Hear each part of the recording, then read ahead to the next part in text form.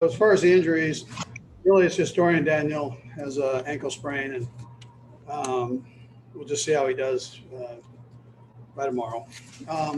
All in all, I thought it was a good game. That's a good football team, and that Bruce has got, and they ton of talent, and they've got Tom Brady. So I mean, it says it all when you look at that. But I was proud of our guys for stepping up, in particular after an emotional game like the Raider game. You got to be able to do these things, and I thought that was a step forward by our guys. I mean, I can go through and critique it, but there's some things we can get better at. But it was a heck of a performance, I thought, by our guys. Anyways, well, that time's yours. Let's go first to Sam Mellinger. Go ahead, Sam. Hey, Andy, I wanted to ask you about a couple situational decisions that you had. The 4th and goal early in the game in the first quarter, and then throwing it late when you could have just burned clock. I mean, at least superficially, right? Like one of those is aggressive, one is conservative. I'm just wondering if you could let us in on your thinking a little bit. How much of that is, Mike Frazier and those numbers, and how much is just gut and what you're seeing from the game? Yeah, so that one I just felt like I wanted points coming out of that, and I know they're tough in the red zone, and I just points were important there, especially early, and then the last one was I've learned a long time ago you don't give Tom Brady another shot, so that's why he's the GOAT, right? So don't give him the ball back, and that was the mindset there, and so we got Pat on the move, and we sealed the edge, did a nice job there, and then man coverage with Tyreek and Sam, and they beat it up there, so they did a nice job. Let's go next to Nate Taylor. Go ahead, Nate. Andy, I'm just wondering, from the end of last year, right, when you do the player exit interviews, what was that conversation like with Tyreek on where you thought he could get better, and how much of that was on display today given his historic performance?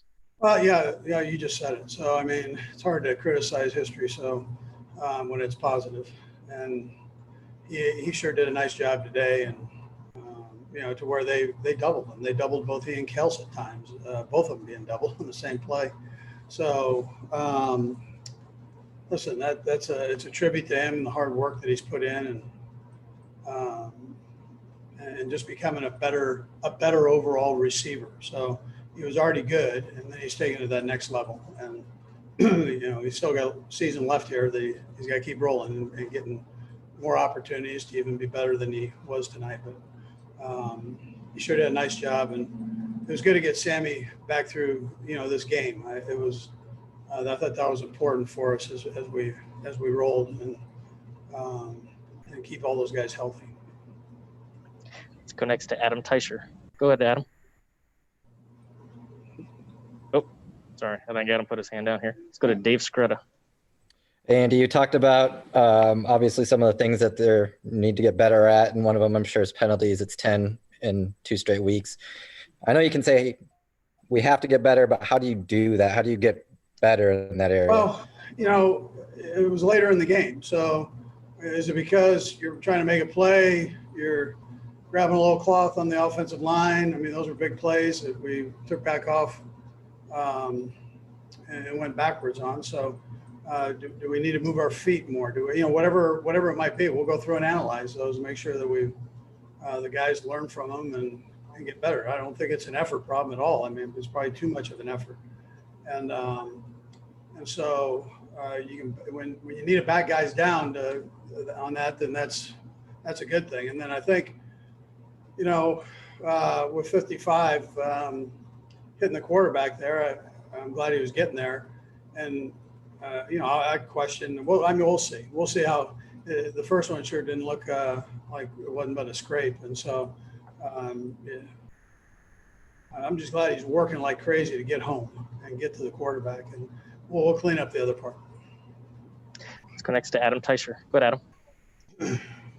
Hey, Andy, regarding Tyreek's big day, was it just a case of you guys finding a matchup you really liked there, that one-on-one matchup, or was there more that went into that tonight? Well, I mean, we feel like he's a pretty good matchup anywhere. I mean, with anybody. So he's strong and quick and fast, and he can catch. So the quarterback trusts him. Now, I'm not going to tell you, they were banged up a little bit at the corner position, so I'm not sure that helped Bruce at all. But I mean, listen, I would put him against anybody. He's been doing this all year. Let's go next to Pete Sweeney. Go, Pete. Hey, Coach, congratulations on the win. With Tyreek Hill, how have you seen day-to-day maybe the dissatisfaction of just being first a running back, then a returner, now a receiver, pay off to being able to have a day like this where he's beating coverage, high pointing, so on and so forth, and really become this receiver in the NFL? I see how hard he works, so I'm very excited for him learning the position. So that goes from how do you handle your body for a long season, try to limit the injuries, the little small injuries, or be able to fight through the smaller ones. And, and then how do you get your quarterback the trust early in the week to know that you're going to be there for him? And so there's a certain mentality that goes with that, and it takes a tremendous amount of toughness to do that.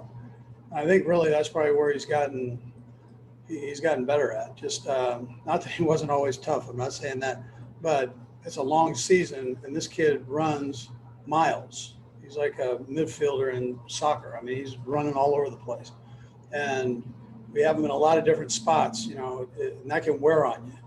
And he's just stayed strong in that area. And I mean, when he goes out to practice, he goes out with a purpose, and good things are happening for him now. We'll go right down the list with our final three: Aaron, Matt, and Blair. Go ahead, Aaron. Coach, I have a feeling Travis is going to be asking you for another shot at the end zone there. It seemed like he couldn't connect with that. How'd that will come up? Son of a gun. That's why they moved him tight end at Cincinnati. Son of a gun. Yeah, now listen, that was we probably should have scored there. 24 did a nice job on that play, though. I mean, anyways, yeah, we'll get the next one. Let's go next to Matt Derrick. Go ahead, Matt. Hey, Coach, you on your 6 of your first 7 drives, you were in the red zone, in the scoring zone, the fumble being really the only, breakdown there. Is there, a grading on a curve that you have to, tell yourself that, you walk into this game and the offense is that efficient, but then, you go 3 drives without a touchdown and all of a sudden fans and maybe outsiders are like, oh, well, there's problems. But yet at the same time, this team seems to be getting it done when it needs to. Yeah, well, listen, you're playing against a good football team with good players. I mean, the NFL, the parity in this league is ridiculous right now. So, every week you got to be ready to go. And some drives aren't going to be an absolute score. We're going to try to score on every drive, but it doesn't always happen that way. So you figure out, that's why we coach and we go back and we study the tape and say, how can we do it better the next time? What do we need to do to fix whatever problems there are and get better? And then we ask the players to do the same thing. But heck, we want to score you're right, we want to score every drive. It just, sometimes that other team plays pretty good on those drives. Go last to Blair Kirchhoff. Go ahead, Blair. Hey, Andy, just wanted to get a word on the defense. They had some 3-and-outs early, had the 2 interceptions in the third quarter, and just seemed like they were motivated this week. I thought the defense did a great job. The second half, man, just putting it down, the 2 picks and our 2 turnovers and an opportunity for us to offensively take over and go. And the offense, we weren't able to get that thing going.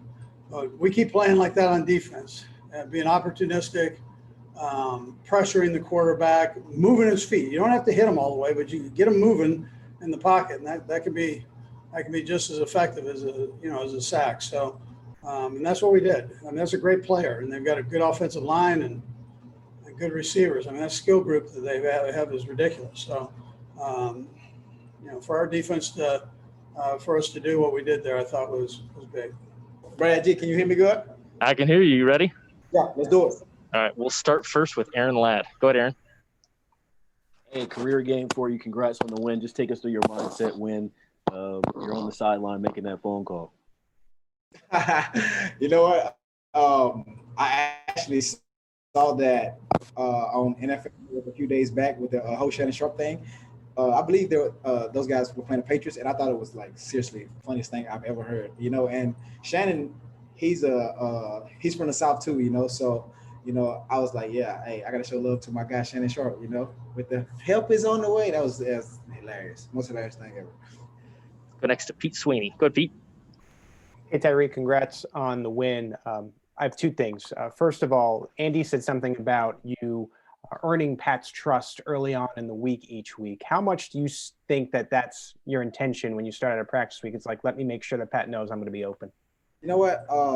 Each and every week, I try to go out, and be, each and every week I try to set the mindset of working hard for this team and, giving my all, because, that's just the way my mom raised me, so, it doesn't matter if I'm hurt, if I'm gimpy, limpy, it doesn't matter. I'm gonna go out and try to get the trust of the QB, so it may be a few plays I may feel sorry for myself, but best believe, I'm gonna come right back the next play and give Pat 110, and he knows that, so I'm gonna continue to do that, and I'm gonna continue to like push the other guys to do it, because they do it too. It's not only me, it's McCole, it's Sammy, it's D-Rob, it's Kelsey, those guys are also working hard in practice too, I just felt.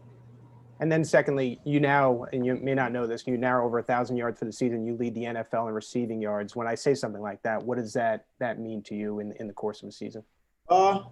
It feels good, but I feel like there's still a lot of work for me to do. I missed a few plays today, that I could have made, the one Pat threw to me on the wheel, I could have made that play, so I'm always looking to get better. A lot of people, may text me, a lot of people may, give me the glory, give me the shine, but I'm not about that, Keith Dub, the guy I trained with in Nebraska, he always tell me, man, look, you got to be consistent in what you do. Those same people who were showing you love this week, if you make a bad play the next week, they're going to hate you, so I'm just trying to keep that mindset, just working hard for this team and just working hard for myself, because I want to be the best receiver in the game. So I'm gonna continue to work hard. Go next to Sam McDowell. Go ahead, Sam. Hey, Tyreek, with the way you've been successful in the underneath stuff this year, with the way teams have defended you over the top, how much do you think that opens up things over the top? Because now you've shown yourself as such a complete receiver on the other stuff. I don't know. I just feel like teams just go out there and play for it. I just feel like teams don't just game plan for me. I don't look into all that. I just go out and play. So. Next to Adam Teicher. Go ahead, Adam. Hey, Tyreek, was wondering whether you were surprised to see so much single coverage, at least early in the game. Oh yeah, obviously I'm a return specialist, so I'm going to see a lot of single coverage, throughout the whole game, but. Today was fun. Today was great. Today was competitive for me. But Carlton Davis is definitely a good player. I've said that numerous of times. So I've watched film of him throughout the whole season. He's been a baller. So I was just real excited for the matchup. Let's go next to Nate Taylor. Go ahead, Nate. Hey Tyreek, I'm just interested when you know that you're running a double route, a double move. Just one, how much does that excite you when you know where you are on the certain side of the field, and then what makes you so successful on those double routes? I think the thing that I think about most, like on the first deep touchdown, the out and up, I was thinking about how far of a run that I had. I was like, you know what? I feel like Pat is gonna throw this ball about 70 yards, so I'm gonna have to really stretch out here. Like that's the only thing that I be thinking about. I don't think about nothing. I just be like, man, I'm really gonna be tired after this play, because if I don't catch it, G-Lou gonna leave. G-Lou and Coach Reid and EB, they're gonna be like, stay in, and then if I do catch it, I gotta run full speed to the end zone. So I just be thinking about how tired I'm gonna be, Got time for one more, guys. We'll go last to Todd Lebo. Go ahead, Lebo. Hey, Tyreek, the big day, obviously, and all the touchdowns are fun, but maybe the biggest play might have been the one at the end to ice it. Just take me through the thoughts that you guys all had in that little 4-minute offense to try to know that you didn't want Tampa to get the ball back and how important it was and how big that play was. Well, that's something that Eric Bieniemy preaches each and every week. We work situational football on Fridays. So we were able to sneak that play in. It's like a mini comeback from the inside. With Sammy rubbing, my guy. Because it was man to man, and I was able to win. So I mean, like I said, I may get all the glory, I may get all the shine, but Sammy really made that play happen. You know, he made my guy loop over the top, and I was just able to come back for the comeback. Pat threw an amazing throw. I caught it, so got the first game over. Hey, Tyrann, you ready for us? Yeah. All right, let's start first with Blair Kirchhoff. Go ahead, Blair. Hey, Tyrann, we didn't get to talk to defensive players much after the Raiders game, and I'm just wondering how much improvement do you think you guys made from last week to this week, and how did it show tonight? I think, you know, to begin, you know, I think the most important thing is just focusing on each other. You know, opponents are going to throw, you know, each and everything at us. Sometimes, you know, we've been able to handle it. Other times we haven't. I think this week it was just all about trust. You know, trusting your teammates, trusting the guy next to you, trusting the communication, trusting the play call. And I thought, you know, for the most part of the game, I thought we was able to do that. I thought we were out there trusting each other, believing in the play call. And I think that kind of showed tonight. You know, obviously playing against Tom Brady, you know, he's going to make his plays. But I thought at the end of the day, I thought we held up well. And we forgot about last week. We moved on. And I thought it served us well. Let's go next to Aaron Ladd. Go ahead, Aaron. Tyrann, everybody got their opinion on what's different about Tom Brady now that he's in Tampa Bay. What do you see on film, and what did you see today that's different than what he showed in New England? Well, I think, you know, just playing against him in New England, trying to prepare for him, you know, he was one of those guys that, you know, he loved the quick rhythm, you know, passing game. He loved to use his running backs in the passing game. I think now it's kind of different. You know, I think he's kind of looking for the receivers. He's looking for those deep balls. But I think, you know, at the end of the day, you know, he's Tom Brady. You know, he made a lot of great plays tonight. And I thought he found a way to get his team back in the football game. Let's go last three right down the line, starting with Pete Sweeney. Good, Pete. Congrats, Tyrann, on the win. How important do you think it was for you guys to make sure that Tom felt pressured, and how did you feel you did with that? And then what did you see specifically on your interception? Well, I think that's just, you know, our identity. I think that's when we play the best. I do think we're capable of dropping 8 and, you know, keeping everything in front of us. But I think at the end of the day, we're all about pressure. We're all about playing cover 0, trying to find a way to get, you know, our big guys in one-on-one matchups, trying to surprise the offense with, you know, cornerbacks or safeties blitzing off the edge. And I thought we were able to do that early on in the game and really get his attention early on. Let's go next to Adam Teicher. Go ahead, Adam. Hey, Tyrann, just wanted to get your thoughts on there was a lot going on for you defensively tonight, between a lot of 3-and-outs early to a couple picks in the third quarter and then a couple touchdown drives late. Just kind of wanted, in a general sense, how do you feel how you guys did tonight?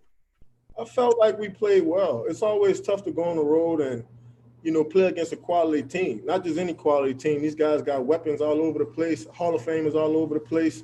I thought we did a great job early on, just playing our style of football.